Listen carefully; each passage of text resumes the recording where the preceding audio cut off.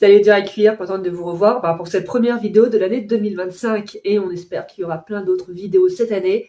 Écoutez, moi je vous souhaite que des bonnes choses, hein. Si vous êtes là, c'est que vous êtes des gens bien, donc vous méritez des bonnes choses. Je vous souhaite surtout la santé, puisque l'argent ça va, ça vient, hein. Mais une fois qu'on a perdu la santé, même si on est Jeff Bezos, on fait pas grand chose. Donc voilà, une excellente santé. Alors le sujet de la vidéo va un petit peu trancher avec la bonne humeur de cette introduction, n'est-ce pas? Puisque nous allons parler de guerre, nous allons parler de pas n'importe quelle guerre, on va parler d'une guerre iconique, on va parler de la guerre de 100 ans, on va parler des femmes pendant la guerre de 100 ans. Petit handicap quand même, puisque nous n'allons pas parler de Jeanne d'Arc. Non pas que j'aime pas Jeanne d'Arc, hein, j'ai beaucoup de respect pour Jeanne d'Arc, mais son histoire elle est un peu vue et revue quand même. C'est vrai que nous ici on aime découvrir des femmes un petit peu moins médiatisées, donc même si on respecte beaucoup Jeanne d'Arc, on va essayer de s'intéresser quand même à d'autres femmes. Donc écoutez, c'est parti, let's go découvrir l'application des femmes dans la guerre de 100 ans.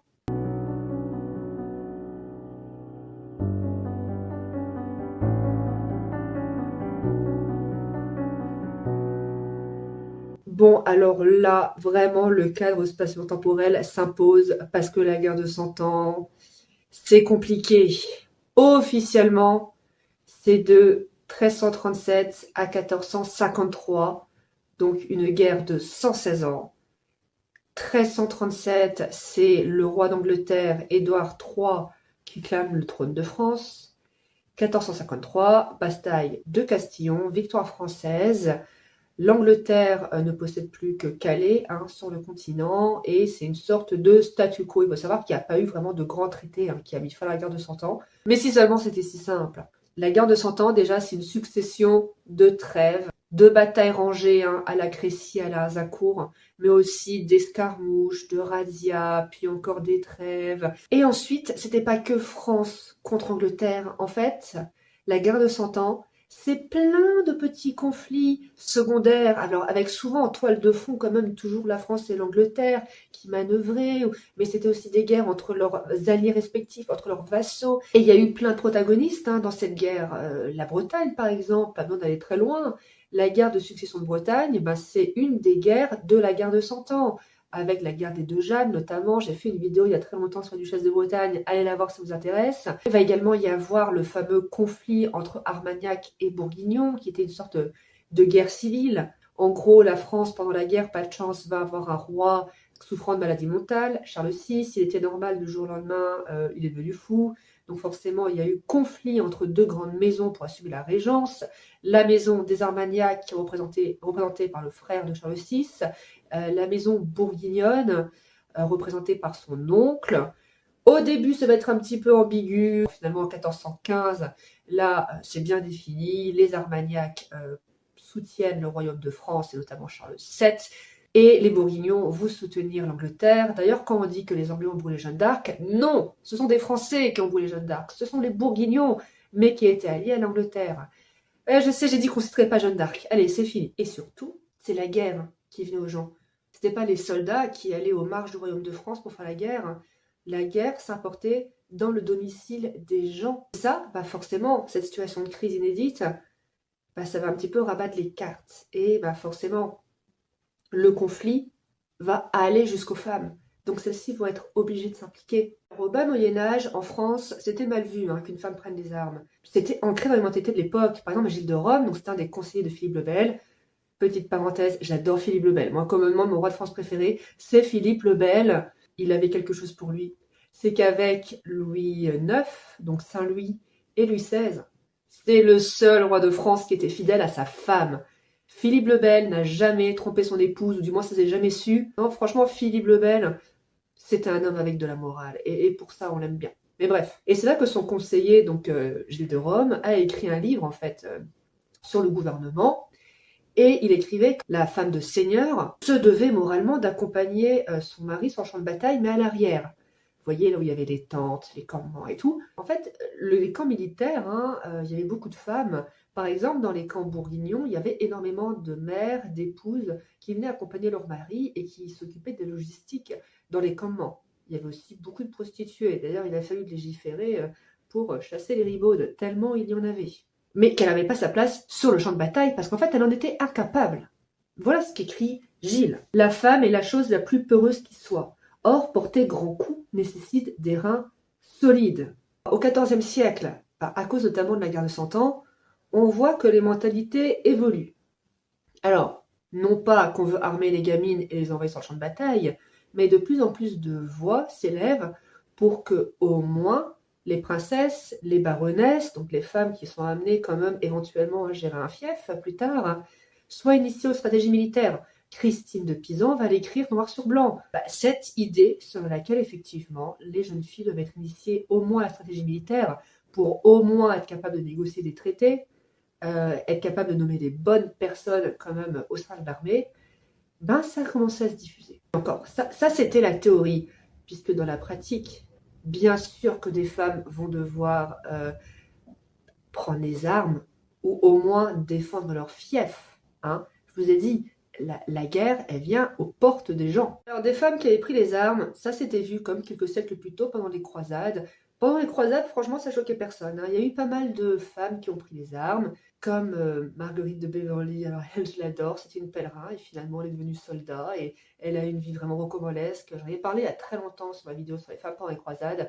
Il y a aussi malheureusement la jeune Florine de Bourgogne qui elle va mourir justement lors d'une escarmouche.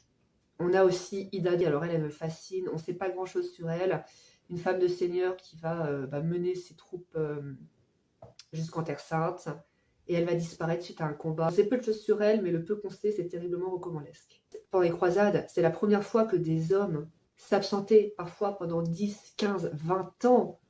Et donc du coup, beaucoup de femmes se retrouvent à gérer des fiefs. À chaque fois que je dis ça, je pense à Adèle de Normandie. Elle m'avait fait tellement rire. Donc Adèle de Normandie, c'était une très très grande seigneur. Et elle n'aimait pas son mari.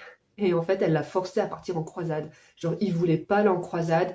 Elle l'a forcé en disant de toute façon, il n'avait aucun honneur, que c'était un faible, que c'était la honte, que tous les autres seigneurs partaient en croisade et pas lui. Du coup, il y allait. Et du coup, pendant au moins une dizaine d'années, elle a géré toute seule son fief. Et en fait, ça a été la période la plus heureuse de sa vie. À un moment, il est même revenu. Elle l'a forcé à y retourner. De mémoire, je crois qu'il y est mort. Elle n'a pas été du tout affectée et elle a continué à gérer son fief avec son fils. Incroyable. Adèle de Normandie, incroyable. Cette pratique s'était oubliée. Mais la guerre de Cent Ans, là, avec tous ces nobles français qui ont été rançonnés, soit tués, soit capturés et soumis à rançon, beaucoup de femmes vont de nouveau se retrouver à gérer des fiefs. Et du coup à défendre ses fiefs. Alors un exemple célèbre, c'est celui de Pernelle de la Rivière. Donc son château de la Roche-Guyon va se retrouver assiégé. Et en fait, c'est une veuve. Son mari était mort à Azincourt. Et elle va vraiment organiser le siège. Elle va se battre bec et ongles. Elle va vraiment rester fidèle au roi de France. Pourtant, les Anglais vont lui promettre monts et merveilles. Ils vont même lui dire « Ok, t'es veuve, tu vas épouser un noble anglais. » Et elle va refuser. Alors, un autre exemple très célèbre, c'est celui de Jeanne de Flandre ou Jeanne la Flamme. Tout à l'heure, j'ai brièvement évoqué la guerre de succession de Bretagne, notamment la guerre des deux Jeannes. Là encore, je vous invite à aller voir mon ancienne vidéo, mais en gros, Jeanne donc était mariée à Jean de Montfort, donc elle est soutenue par les Anglais. Les Français vont faire le siège d'Hennebont, elle va tenir la ville, elle et les femmes de Hennebont vont tenir la ville, et elle aurait gagné le surnom de Jeanne la Flamme en mettant le feu au commandement des Français. Alors, où est la légende, où est la vérité? Mais il n'en demeure pas moins que non, Jeanne, par contre, de Flandre a vraiment dirigé la protection de la ville d'Hennebont. Alors là, je vous parle de grandes seigneurs, mais il y a plein de témoignages qui disaient que des femmes du commun se sont impliquées pendant le siège de Vannes par les Anglais. Les femmes de Vannes se sont impliquées dans la défense de la ville en 1342. Et elles étaient aussi présentes pour tout ce qui était logistique, à l'arrière, et même après les conflits.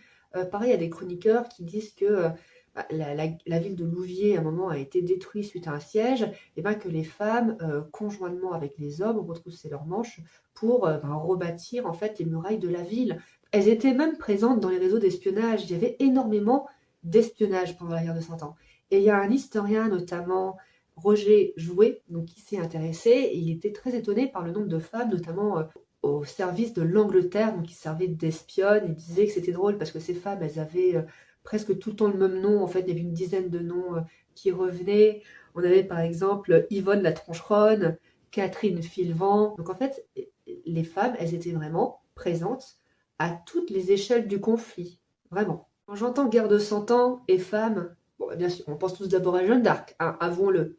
Mais il y a une autre figure que moi j'aime beaucoup, Yolande d'Aragon. Alors, Yolande, waouh, il y a tellement de trucs à dire sur elle. Tout simplement, c'est la belle-mère de Charles VII. Même plus qu'une belle-mère, en fait, c'est pratiquement sa mère. Elle est la mère, en fait, de l'épouse de Charles VII, Marie d'Anjou. Mais alors, il faut savoir que Charles VII, le pauvre, a eu une enfance très compliquée, puisque sa mère, Isabeau de Bavière... Ah, Isabeau. Je voulais faire un jour une vidéo sur Isabeau de Bavière. Est-ce que c'est vraiment la pire mère de l'histoire de France?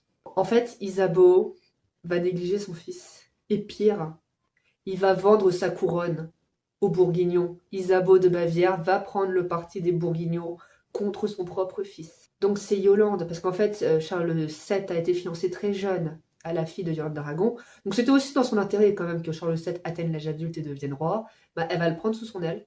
Et tout en administrant ses terres en Anjou, bah, elle va protéger Charles contre les complots de sa mère, donc d'Isabeau, et elle va vraiment devenir une de ses plus fines conseillères et plus proches conseillères politiques. Charles écoutait énormément Yolande. Et d'ailleurs, soi-disant, ce serait Yolande qui aurait d'abord entendu parler de cette petite jeune fille-là, appelée Jeanne. D'ailleurs, c'est elle qui va financer les armées de Jeanne d'Arc. Non, vraiment, Yolande d'Aragon, c'est vraiment une des têtes pensantes de la guerre de Cent Ans. Mais Louis XI, alors Louis XI, c'est mon deuxième roi de France préféré, hein, Louis XI l'araignée. À défaut d'avoir beaucoup de courage, il avait un cerveau, Louis XI. Et donc, il dit donc de Yolande d'Aragon que c'était un cœur d'homme dans un corps de femme. Alors, je sais que aujourd'hui, ça sonne vraiment comme un faux compliment, mais à l'époque, c'était un sacré compliment. Est-ce qu'on peut vraiment parler de guerre de 100 ans, d'Angleterre, sans parler d'Isabelle, la louve de France? Voilà, ça c'est mon petit côté fan des rois maudits qui parle. Non, Isabelle, un animal politique. Alors c'est une femme qui a une vie privée très malheureuse, et donc du coup, pour compenser son malheur privé, vraiment, elle s'est impliquée dans la politique, elle avait un grand sens de l'honneur et de la justice. Bon, bah, son sens de l'honneur et de la justice a indirectement quand même causé la guerre de 100 ans, hein. Je ne sais pas si vous avez lu Le Roi Maudit, mais vous savez que Philippe le Bel avait ses... D'ailleurs, j'ai fait une vidéo, d'ailleurs, il y a 2 ans, sur Mot d'Artois, qui revient en précision sur ça. Donc, allez-y. Donc là, vraiment, en résumé, Philippe le Bel avait 3 fils. Aucun va avoir d'enfants, de garçons, notamment parce que Isabelle a appris que ses belles-sœurs trompaient ses frères, donc elle va les dénoncer. Enfin bref. Donc Philippe le Bel meurt. Ses fils meurent. Pas d'héritier. Du coup, Isabelle va se dire: ah, bah la couronne, elle échoue à mon fils, Édouard. Elle va acclamer le trône. Panique, hein, du côté de la France. Du coup, ils vont aller chercher un parent de Philippe le Bel.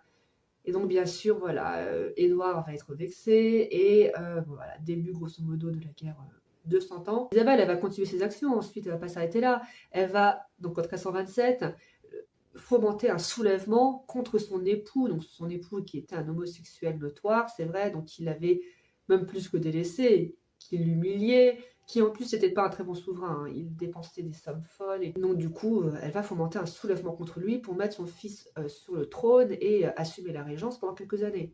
Alors, pour cette dernière partie, j'hésitais, parce que la guerre de 100 ans, on peut en parler pendant des heures, sur tous les aspects, mais ça faisait un petit peu liste de courses, vous voyez, on a coché les femmes combattantes, on a coché les femmes politiques. Je voulais parler d'un fait divers, en fait, sur lequel je suis tombée pendant mes recherches. On va parler du viol des femmes de la ville de Soissons, excusez-moi, en 1414. Bien sûr, qui dit guerre, dit exaction. Alors, en soi, directement, les batailles de la guerre de 100 ans, elles n'ont pas été très meurtrières. C'était pas des grosses batailles, vous voyez, c'était quelques milliers de personnes à chaque fois. Surtout de la noblesse qui était décimée, et encore, parce que quand on le pouvait, on préférait capturer un chevalier que le tuer, parce qu'en fait, sa rançon rapportait souvent de l'argent. Bon, les conséquences indirectes de la guerre, par contre, ont été beaucoup plus meurtrières, hein. Les Anglais pratiquaient des chevauchées, ils pénétraient donc sur le royaume de France, ils brûlaient les récoltes. Puis de toute façon, les périodes de guerre ne sont pas propices aux récoltes. chevauchés ou non. C'est dur. On ne sait pas vraiment combien de morts ont été générés par la guerre de Cent Ans, surtout que la grande peste noire s'est aussi mêlée dans le jeu. On peut se douter que d'être une femme du peuple, à l'époque, c'était pas facile, que les violences sexuelles, c'est vrai, étaient banalisées, notamment les terribles écorcheurs, parce que je vous l'ai dit, en fait, la guerre de Cent Ans, c'est une succession de périodes de trêve. Sauf que on ne mobilise pas des milliers de mercenaires et de soldats pour ensuite les démobiliser, puis les reprendre 10 ans plus tard. Forcément, pendant ces périodes de trêve, ces mercenaires, ces soldats, ils restent sur place, sauf qu'ils n'ont plus de source de revenus. Donc forcément, qu'est-ce qu'ils font? Ils pillent. Mais ce qui est arrivé à Soissons, je crois que c'est encore un cran au-dessus.